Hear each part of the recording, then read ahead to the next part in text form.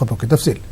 वादी कश्मीर में हालात कशीदा मगर पुरअमन है। आज भी श्रीनगर के कई इलाकों में दफा 144 नाफिज है। 7 मकामात पर अमन की बरकरारी के लिए भारी तादाद में सिक्योरिटी एहलकार तैनात हैं। दुकानें और तजारती मराकज बंद है, जबकि सुबह 9 बजे तक कुछ दुकानें खुली थीं। टेली मवासलाती निज़ाम मुकम्मल तौर पर ठप है, जिसकी वजह से आवाम को दिक्कतों का सामना है। खासतौर पर तलबा ज्यादा परेशान है। लोगों का मुतालबा है कि मोबाइल इंटरनेट खिदमात और मोबाइल सर्विसेज को बहाल किया जाए।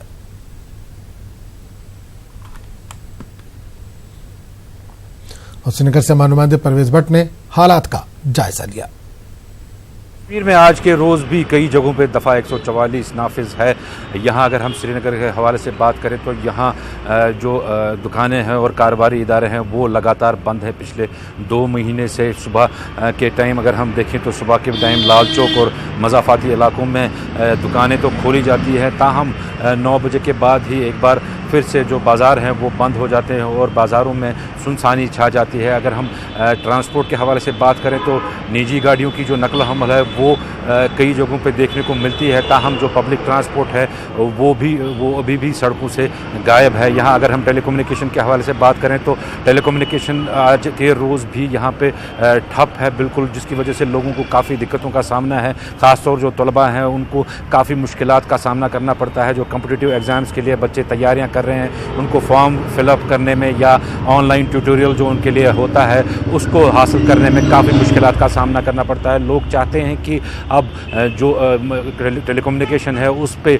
कदगने हटाई जाए और फ़िलहाल के लिए जो मोबाइल इंटरनेट है या मोबाइल सर्विसेज हैं उनको फ़िलहाल रिस्टोर किया जाए। जहांगीर अजीज़ के साथ परवेज भट्ट, न्यूज़ 18 उर्दू, श्रीनगर। तेलंगाना में आरटीसी मुलाजमीन की हड़ताल का असर देखा जा रहा है। सड़कों से बसों के गायब होने की वजह से लोगों को मुश्किलात का सामना है। आरटीसी मुलाजमीन की तंजीमों के मुश्तरका बैनर तले हड़ताल की कॉल दी गई है। उधर हुकूमत ने हड़ताली मुलाजमीन को धमकी दी है कि अगर वो आज शाम 6 बजे तक ड्यूटी पर हाजिरी नहीं देंगे तो इन्हें मुस्तफी समझा जाएगा और दोबारा मुलाजमत पर बहाल नहीं किया जाएगा। याद रहे कि आरटीसी निम सरकारी शोबा है। हुकूमत अपने मौक़िफ़ को लेकर अड़ी हुई है। इसने मुलाजमीन तंजीमों से बातचीत के लिए बनाई गई कमेटी भी तहलील कर दी। हुकूमत ने कहा है कि वो चाहती है कि दशहरे और त्योहारों के मौसम में आम लोगों को किसी भी किस्म की मुश्किलात पेश न आए।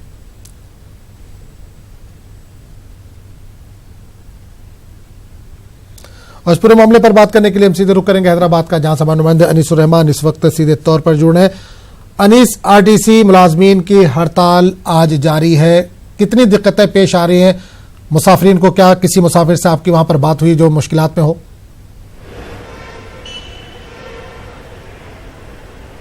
जी देखिए आज़म, मैं फिलवक्त महात्मा गांधी बस स्टेशन पर खड़ा हूँ जो हैदराबाद में वाक़ है और ये समझा जाता है कि हिंदुस्तान के सबसे बड़े बस स्टेशन में से एक है।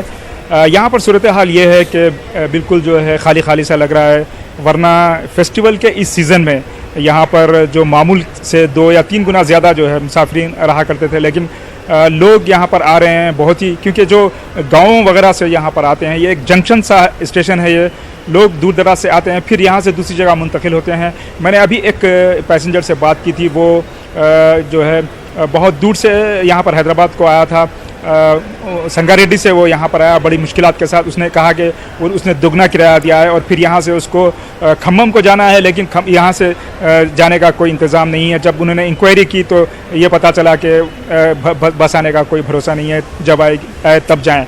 आज़म, मैं और एक अहम बात बताना चाहूँगा कि हुकूमत ने इस जो स्ट्राइक को बहुत ही सीरियस लेना शुरू कर दिया है, ऐसा मालूम हो रहा है, क्योंकि अभी अभी हमें इत्तला मिली है कि जो आरटीसी के जो एम्प्लॉइज़ यूनियन हैं उनके जो है 2 लीडरों को पुलिस ने जो है गिरफ्तार कर लिया है। तो ऐसा लग रहा है कि ये जो यूनियन की जो जॉइंट एक्शन कमेटी है और हुकूमत के दरमियान जो है वो बाज़ाब्ता एक जो है लड़ाई सी चल रही है।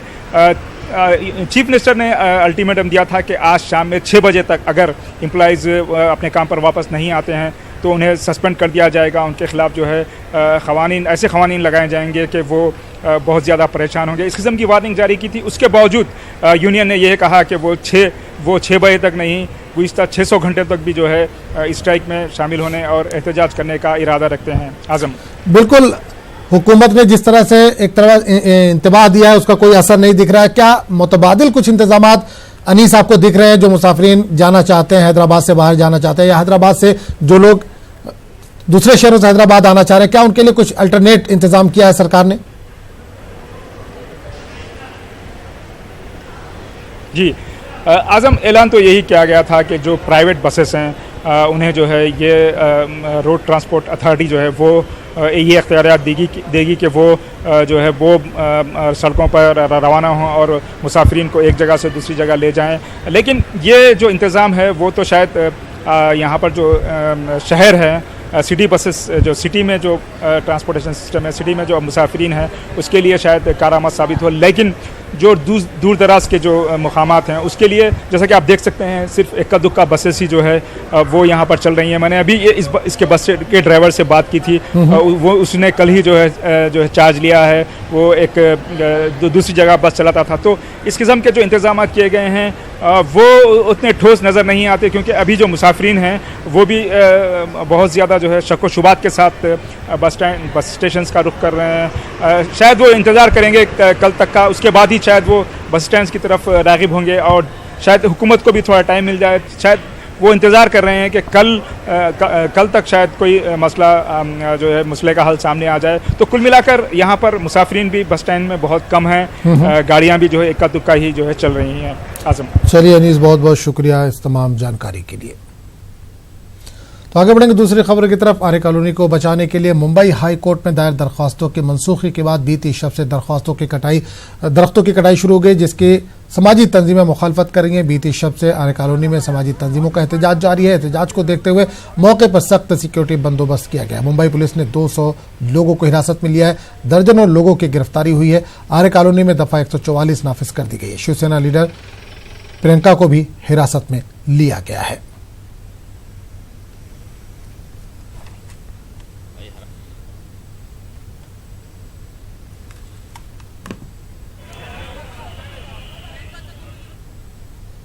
सांस लेने को कुछ ही नहीं है। उन लोगों का 30-40 साल में मरने का दिन आने वाला है। ये जगह में मैं आता था 1950 में। बंदर, बटरफ्लाई, कितना पक्षी था, एक पक्षी कलर का है ही नहीं इधर।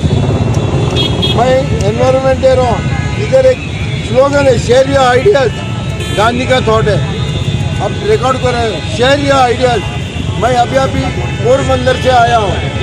आप लोग मुझसे तो फोन करके पूछो, कीर्ति मंदिर में पोरबंदर में गांधी लुके लग आया था क्या?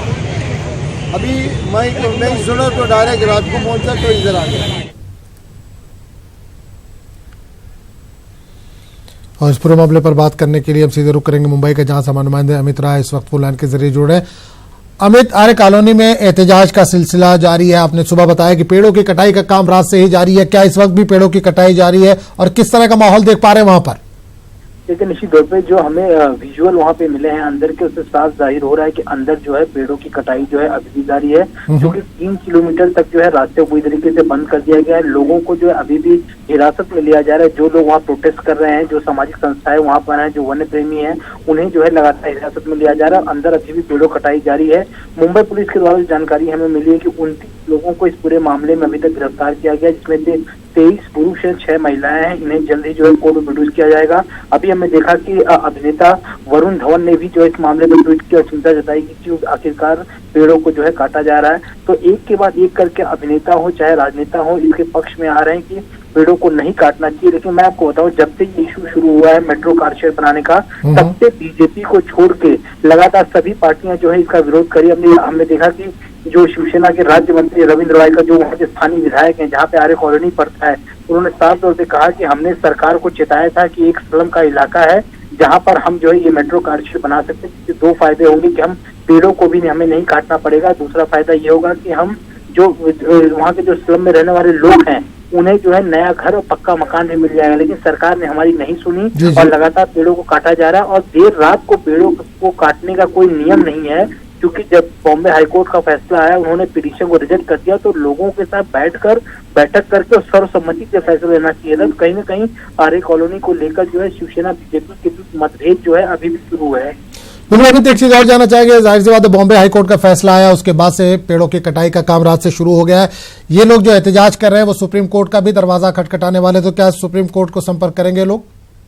देखिए निश्चित तौर पे जो वन प्रेमी सामाजिक संस्था ये कह रही है कि आरए कॉलोनी की जो पेड़ों को काटा जा रहा है, चूंकि कल जो है बॉम्बे हाईकोर्ट का ये आदेश आया, उसके बाद से नियम ये कहता है कि हाईकोर्ट के ऑर्डर की जो कॉपी है वो बीएमसी के जो साइट है उस पर अपलोड कर देना चाहिए, और अपलोड जिस दिन वो हो रहा है उस दिन के 15 दिन बाद जो है पेड़ों की कटाई काम शुरू करना चाहिए, जो नियम कहता है। लेकिन जिस तरह से हम देख रहे हैं कि देर रात से कटाई का काम जारी है, उसको लेकर लगातार विरोध चल रहा है। 15 दिन इसलिए मांगा जा रहा था, इनकी जो मांग है शायद उस 15 दिनों के भीतर जो है सुप्रीम कोर्ट में जो है याचिका दाखिल कर जाए। बॉम्बे हाईकोर्ट से याचिकाकर्ताओं को जो झटका लगा है उसको लेके वो सुप्रीम कोर्ट मूव करना चाहते हैं, उसके लिए उन्हें 15 दिन का समय चाहिए था। और एक और महत्वपूर्ण जानकारी मैं आपको बताऊं कि उद्धव ठाकरे की जो है अभी प्रेस कॉन्फ्रेंस चल रही है, उसमें ये सवाल उनसे पूछा गया कि जो आरए में हो रहा है उस पर आप क्या कहना चाहेंगे। उनका साफ तौर पर कहना है कि आरए का विषय हम छोड़ेंगे नहीं, लेकिन आरए के विषय पे क्या बोलना है, क्या जानकारी देनी है, उसके लिए अलग जो है पत्रकार परिषद बुलाई जाएगी, जिसमें जो है ये बात किया जाए कि हमारा स्टैंड क्या है।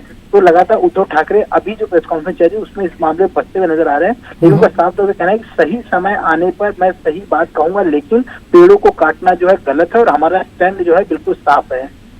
चलिए, बहुत बहुत शुक्रिया अमित इस तमाम जानकारी के लिए।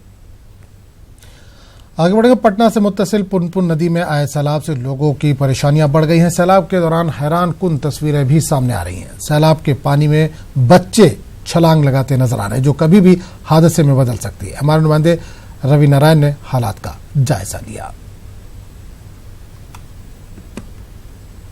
पुनपुन नदी ने पूरे पुनपुन इलाके में कोहराम मचा करके रखा हुआ है, लेकिन ठीक उसी के बीच एक तस्वीर दिखाते हैं जो हैरत अंगेज तस्वीर है, जो परेशान करने वाली तस्वीर है कि यहाँ पे आप देख सकते हैं कि जो गांव वाले लोग हैं, ये जो छोटा सा चबूतरा बना है, मंदिर है, लेकिन उसके छतों पे चढ़ करके जो छलांग लगा रहे हैं, और ये गहरे पानी में ये खतरनाक हो सकता है।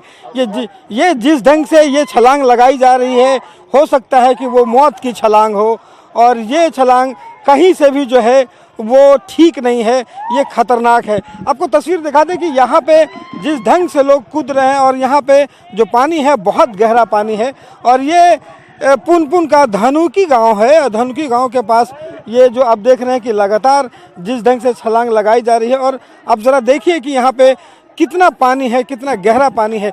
एक दूसरी तस्वीर आपको दिखाते हैं कि यहीं से जो लोग हैं, वो बच्चे जो हैं वो चढ़ करके वहाँ पे बीच जो पानी है, गहरा पानी है, वहाँ पे जा कर के यहाँ पे खेल रहे हैं, लेकिन कहीं से भी ये जो है वो ठीक नहीं है।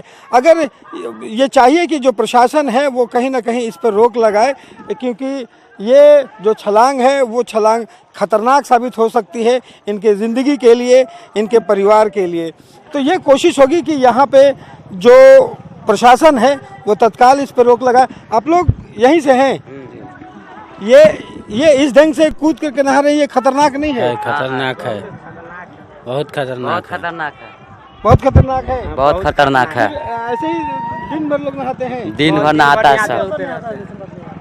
ये मना करने से नहीं मानते हैं, नहीं मानते सब लोग, नहीं मानता, क्या नहाना नहीं मानते तो क्या करें, डूब जाए तो फिर बहुत दिक्कत है।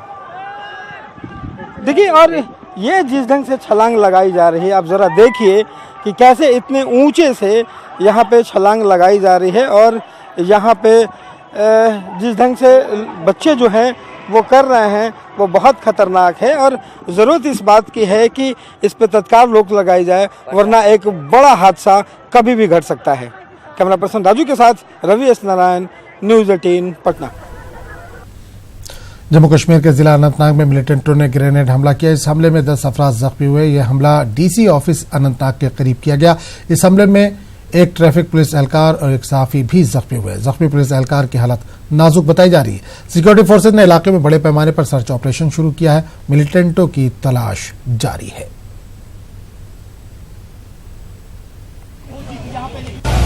आप देख सकते हैं इस वक्त लाल चौक का जो एरिया है ये डीसी ऑफिस है, और यहाँ डीसी ऑफिस के पास अभी यहाँ पे ग्रेनेड धमाका हुआ है, जिसमें काफी लोग जख्मी हुए हैं और उनको अस्पताल ले जाया गया है। और इस दौरान जो है मैं भी इस जो ग्रेनेड हमला है इसमें थोड़े बहुत चोट मुझे भी आई है, लेकिन हम आपको बताएं कि ये अभी करीब 11:15 बजे ये ग्रेनेड ब्लास्ट यहाँ पे हुआ। जिसमें काफ़ी लोगों के जख्मी होने की इतला है। और ये जो ग्रेनेड हमला है ये just in front of DC office हुआ है और इस हमले में जो है काफ़ी लोग के जख्मी होने की इतला है। उनको फौरी तौर अस्पताल ले जाया गया है और कितने लोग शदीद जख्मी हैं, कितने लोग जो है मामूली चोटें आई हैं, ये अभी देखना बाकी है।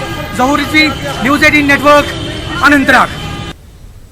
इस वक्त तो खुद ज़हूर हमारे साथ जुड़े। ज़हूर, अनंतनाग में मिलिटेंटों ने ग्रेनेड हमला किया, आप उस वक्त वहां पर मौजूद थे, आपको भी कुछ चोटें हुई, क्या ताजा अपडेट क्या है इस वक्त आपके पास?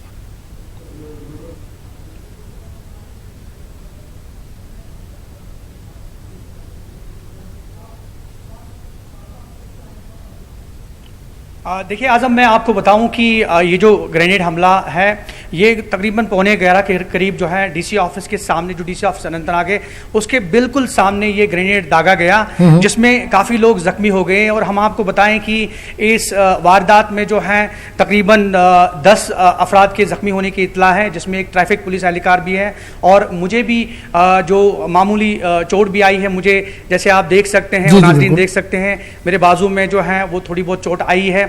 और कुल मिलाकर जितने भी जख्मी हैं उनको फौरी तौर जो है मकामी अस्पताल में दाखिल किया गया है इलाज मुआवजे के लिए। और हमें जो इतला मौसूल हुई है उसके मुताबिक कुछ जख्मियों को जो है वो श्रीनगर के अस्पताल में मुंतकिल किया गया है। इसमें कुछ ख्वातीन और मर्द भी शामिल हैं। कुल मिलाकर सिचुएशन काफ़ी टेंस है अनंतनाग में। और जो डीसी ऑफिस है उसका जो आसपास के इलाके हैं उसको कॉर्डन ऑफ किया गया है सिक्योरिटी फोर्सेज ने, और फौज यहाँ पे पहुँच गई है और सिक्योरिटी फोर्सेज जो है वो ऑलरेडी मौजूद थी यहाँ पे।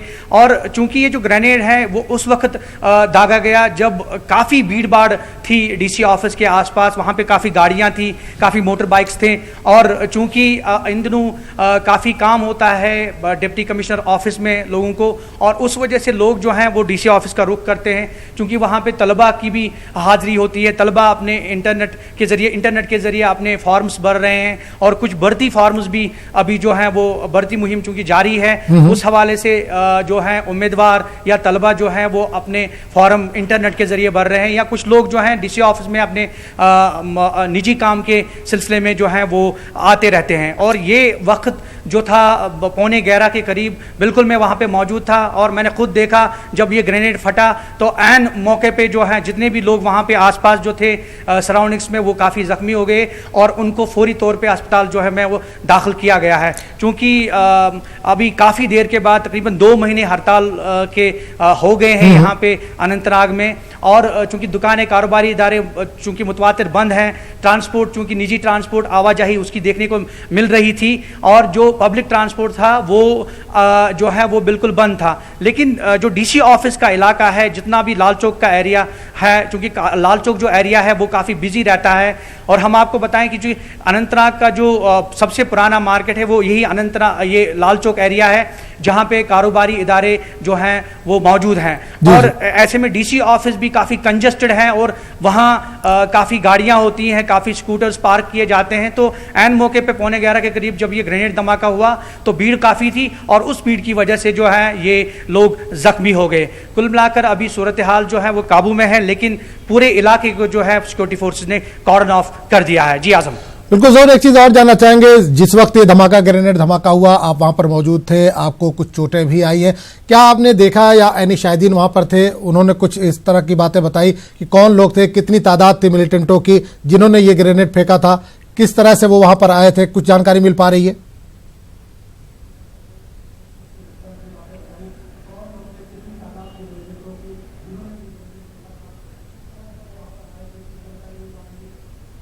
देखिए आजम, चूंकि ये ग्रेनेड जो है एन उस वक्त पे फेंका गया जब वहाँ काफ़ी भीड़ भाड़ थी, और चूंकि किसने फेंका, कैसे फेंका, वो चूंकि अभी तय नहीं है और कहना कबलज़ वक्त होगा। लेकिन ये बात तय है कि जो ग्रेनेड है वो बिल्कुल डीसी ऑफिस के सामने फेंका गया और जो ग्रेनेड जब जूं ही फट गया तो उससे काफ़ी लोग जख्मी हो गए और उससे चूंकि हड़बड़ी सा माहौल जो है वो काफ़ी खलबली सी मच गई और हड़बड़ी में लोग जो हैं दाएं बाएं भागने लगे, इधर उधर महफूज मकामात की तरफ मुंतकिल हो गए। तो ये कहना कबल वक्त होगा कि किसने फेंका, उसकी तहकीकात चूंकि सिक्योरिटी फोर्सेस कर रही है, पुलिस कर रही है। पुलिस की जो टीमें हैं वो मौके वारदात पे पहुंच गई है और वो इस चीज़ का पता लगा रही है कि कौन शख्स इसमें इन्वॉल्व है जिसने ग्रेनेड फेंका, जिसकी वजह से जो है तकरीबन 10 अफराद के अभी जख्मी होने की इतला है। जी आजम, बिल्कुल। और एक चीज और जानना चाहेंगे कि हालात जिस तरह से धीरे धीरे नॉर्मल हो रहे हैं, लोग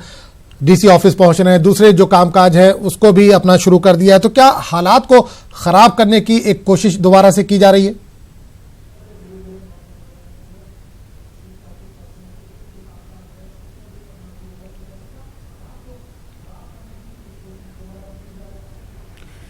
देखिए, मैं आपको बताऊं, क्योंकि जो हड़ताल जिन दिनों से शुरू हुई 5 अगस्त से, क्योंकि पहले दिनों काफ़ी कम भीड़ भाड़ देखने को मिलती थी, लोग घरों से बाहर निकलने में काफ़ी कतराते थे। अब चूंकि आहिस्ता आहिस्ता जो है ट्रांसपोर्ट की आवाजाही में इजाफा होता जा रहा था, लोग बाहर निकलना शुरू हो गए थे, और ऐसे में चूंकि तलबा के इम्तहानात या फिर मुख्तलिफ इम्तहानात जो है वो मुनक़्क़िद किए जाने वाले हैं, उस सिलसिले में लोग अब बाहर आना शुरू हो गए हैं। तो ऐसे में ये ग्रेनेड हमला इस बात का अंदिया है कि मतलब जो भीड़ भाड़ वाले इलाके हैं या फिर ऐसे मकामात हैं जहां पे इस तरह की वारदात हो रही है, क्योंकि ये ऐसे मौके पे हो गया जब काफ़ी भीड़ भाड़ अब सड़कों पे नज़र आ रही थी। तो ये जो पूरा मामला है इसको अभी सिक्योरिटी फोर्सेस जो है वो पूरी उसको देख रही है, और इंतज़ामिया भी इस चीज़ को देख रही है कि आया अगर नॉर्मल सी रेस्टोर होने वाली थी तो ये जो ग्रेनेड हमला है ये किस चीज़ की तरफ इशारा दे रहा है, तो ये कहना अभी कबल वक्त होगा। जी आजम, चलिए, बहुत बहुत शुक्रिया इस तमाम जानकारी के लिए। आगे बढ़ेंगे। लखनऊ में एक शख्स ने इंसाफ के लिए एहतजाज का अनोखा रास्ता अपनाया। लखनऊ के जॉगर्स पार्क में बने पानी की टंकी पर चढ़कर इसने एहतजाज किया। बताया जा रहा है कि जमीन के तनाज़े को लेकर तकरीबन 4 साल से किसी तरह की कार्रवाई न होने से ये शख्स नाराज है।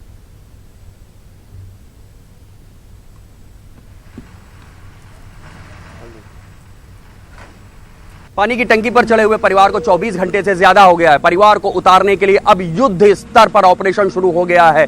फायर ब्रिगेड की हाईटेक हाइड्रोलिक लिफ्ट वाली गाड़ी यहां पर आ चुकी है। इसको कनेक्ट कर दिया गया है फायर ब्रिगेड की और अन्य गाड़ियों से। इस हाइड्रोलिक लिफ्ट के माध्यम से फायर ब्रिगेड के जवान टंकी के ऊपर तक जाएंगे और इसी से, जो अभी तक जानकारी मिल रही है, इसी से पानी की बौछार मारी जाएंगी उनके ऊपर। यदि वो कोई कोशिश करते हैं खुद को आग लगाने की तो उनको न्यूट्रलाइज किया जाएगा। एक रेस्क्यू ऑपरेशन चलाने की बड़ी तैयारी हो रही है और पुलिस प्रशासन के तमाम अधिकारी टंकी पे नीचे मौजूद हैं। हर तरफ से टंकी को घेर लिया गया है, जाल लगा दिए गए हैं मजबूत किस्म के। यदि कोई भी स्थिति ऐसी होती है कि वो ऊपर से गिरते हैं या कूदने की कोशिश कर सकते हैं, तो ताकि उनको सुरक्षित हालात में यहाँ पर कंटेन किया जा सके, इसके लिए पुलिस प्रशासन के सभी अधिकारी यहाँ पर मौजूद हैं। हरदोई के अधिकारी हैं, लखनऊ के अधिकारी हैं और तमाम पुलिस के सिपाही भी हैं, जिन्होंने इस पूरे एरिया को एक बड़े रेस्क्यू ऑपरेशन के लिए तैयार कर लिया गया है।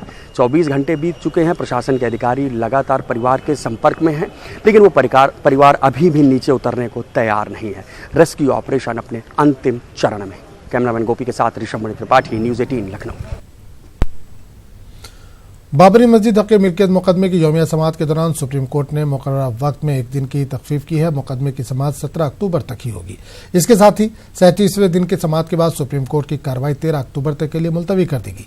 तातीलात के बाद महज 4 दिनों में फरीक़ैन को जिरह मुकम्मल करनी होगी। इसके बाद अदालत अपना फैसला सुनाएगी। मुस्लिम फरीक ने अपने दस्तावेजी सबूत पेश कर दिए हैं। मुस्लिम फरीक का कहना है कि मुखालिफ फरीक के पास कोई दस्तावेजी सबूत नहीं है, बल्कि सिर्फ कहानियां हैं।